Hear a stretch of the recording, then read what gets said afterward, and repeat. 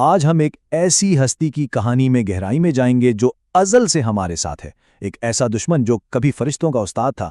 ہم دیکھیں گے کہ وہ کیسے بلند ہوا، کیسے گرا اور آخر میں اس کا انجام کیا ہوا۔ یہ ابلیس کی کہانی ہے۔ ذرا ایک ایسے دشمن کا تصور کریں، ایک ایسا دشمن جو شاید ہم سے بھی بہتر جانتا ہو۔ کیوں؟ کیونکہ وہ ہزاروں سالوں سے انسانیت کی ہر سوچ، ہر کمزوری کا مطالعہ کر رہا ہے۔ یہ ایک ایسا نادیدہ دشمن ہے جو نہ کبھی سوتا ہے نہ تھکتا ہے۔ وہ ہمارے اندر خون کی طرح گردش کرتا ہے اور ہمارے دلوں میں ایسے وسوسے ڈالتا ہے کہ ہمیں وہ اپنے ہی خیالات لگنے لگتے ہیں، اور یہی تو اس کا سب سے بڑا ہتھیار ہے۔ لیکن آپ جانتے ہیں اس کہانی کا سب سے حیران کن حصہ کیا ہے؟ وہ یہ کہ وہ ہمیشہ سے ایسا نہیں تھا۔ ایک وقت تھا جب وہ کائنات کی سب سے عبادت گزار مخلوقات میں سے ایک تھا، اللہ کے بے حد قریب۔ تو چلیں اس کہانی کو بالکل شروع سے شروع کرتے ہیں، اس وقت سے جب وہ ابلیس نہیں بلکہ عزازیل کے نام سے جانا جاتا تھا، ایک ایسی ہستی جو اپنی عبادت کی وجہ سے فرشتوں کی استاد بن گئی۔ عزازیل کی کہانی سمجھنے کے لیے ہمیں پہلے جنوں کو سمجھنا ہوگا۔ یہ آگ کی ایک ایسی مخلوق تھی جسے ہماری ہی طرح اچھائی اور برائی کو چننے کی آزادی دی گئی تھی۔ انسانوں سے بہت پہلے وہ زمین پر رہتے تھے، لیکن انہوں نے اپنی اس آزادی کا غلط استعمال کیا اور زمین کو فساد سے بھر دیا۔ تو جب فرشتوں کو زمین پر بھیجا گیا تاکہ وہ اس فساد کو ختم کریں، تو اسی تباہی اور افراتفری کے بیچ انہیں ایک جن ملا جو باقی سب سے بالکل الگ تھا۔ یہی عزازیل تھا۔ وہ ظالم نہیں بلکہ ایک نیک اور عبادت گزار ہستی تھا۔ اس کی نیکی کو دیکھ کر فرشتے اسے اللہ کی اجازت سے اپنے ساتھ آسمانوں پر لے گئے۔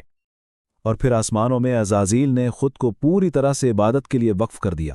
اس کی لگن ایسی تھی کہ وہ ایک کے بعد ایک ساتوں آسمانوں کے درجات طے کرتا گیا، یہاں تک کہ وہ بلند ترین فرشتوں کے مقام تک جا پہنچا۔ اس کی عبادت اتنی خالص تھی کہ اسے عزازیل کا لقب ملا، یعنی اللہ کا معزز بندہ۔ سوچیں، وہ اس مقام پر تھا کہ فرشتے اس سے علم سیکھتے تھے، اسے جنت کا مور کہا جاتا تھا، لیکن اسی بے مثال عروج کے دوران اس کے دل میں ایک بہت چھوٹا سا نہ نظر آنے والا بیج، تکبر کا بیج پنپنا شروع ہو گیا تھا، جس سے وہ خود بھی بے خبر تھا۔ سب کچھ اپنی جگہ پر تھا، لیکن پھر وہ لمحہ آیا جس نے سب کچھ بدل دیا۔ اللہ نے ایک نئی مخلوق بنانے کا اعلان کیا، اور یہیں سے شروع ہوئی مٹی کی آزمائش۔ اللہ نے فرشتوں کے سامنے اعلان کیا کہ وہ زمین پر ایک نیا خلیفہ بنانے والا ہے، ایک رہنما جو مٹی سے بنے گا۔ فرشتوں نے جنوں کی تاریخ کو دیکھتے ہوئے ادب سے سوال کیا، جس پر اللہ نے فرمایا، میں وہ جانتا ہوں جو تم نہیں جانتے۔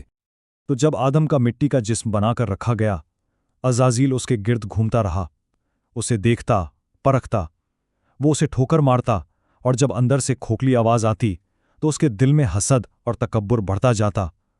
یہیں اس نے اپنے دل میں یہ عہد کیا کہ اگر مجھے اس پر فضیلت دی گئی تو میں نافرمانی کروں گا، اور اگر اسے مجھ پر فضیلت ملی تو میں اسے تباہ کر دوں گا۔ اور پھر وہ لمحہ آ ہی گیا، وہ ایک لمحہ جس نے ہزاروں سال کی عبادت کو ایک طرف کر دیا اور ایک حکم کو دوسری طرف۔ یہ وہ ایک نافرمانی تھی جس نے عزازیل کو ہمیشہ کے لیے ابلیس بنا دیا۔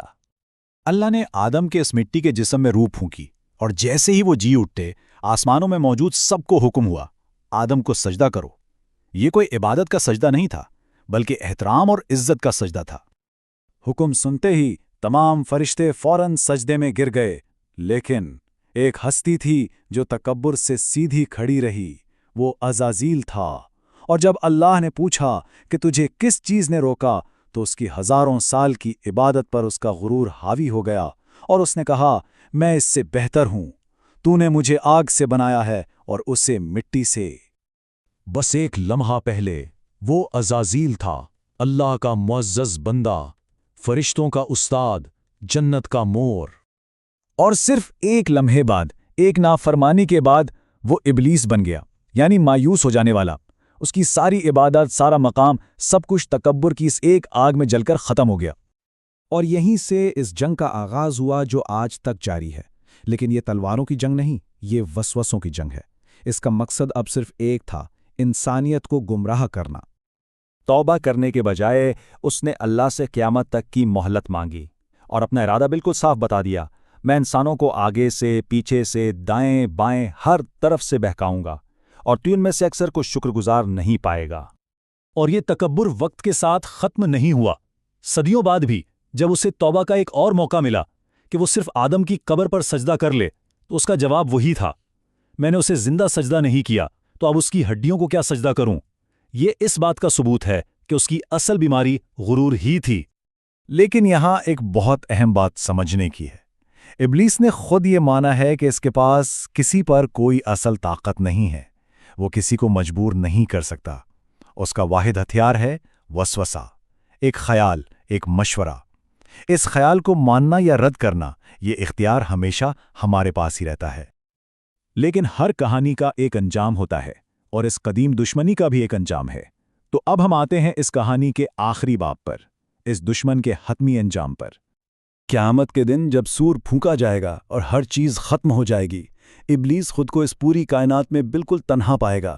اس کی مہلت ختم ہو چکی ہوگی، پھر موت اس کی طرف آئے گی، وہ بھاگے گا مشرق مغرب ہر طرف، لیکن کہیں پناہ نہیں ملے گی، اور آخرکار اسے وہیں پکڑا جائے گا جہاں سے یہ سب شروع ہوا تھا، آدم کی قبر پر۔ اسے ان تمام روحوں کا درد دیا جائے گا جنہیں اس نے گمراہ کیا تھا، اور اس کی آخری چیخ کائنات کی خاموشی کو چیر دے گی۔ اور اس ایک چیخ کے ساتھ ہی آگ کا وہ وجود ہمیشہ کے لیے بجھ جائے گا، ازل سے جاری وہ وسوسہ ہمیشہ کے لیے خاموش ہو جائے گا، اور اللہ کا وعدہ پورا ہو کر رہے گا۔ اس کی کہانی تو ختم ہو جائے گی، لیکن ایک سوال پیچھے رہ جائے گا۔ جب سب سے بڑا وسوسہ ڈالنے والا نہیں رہے گا تو پھر ہم کس کی آواز سنیں گے؟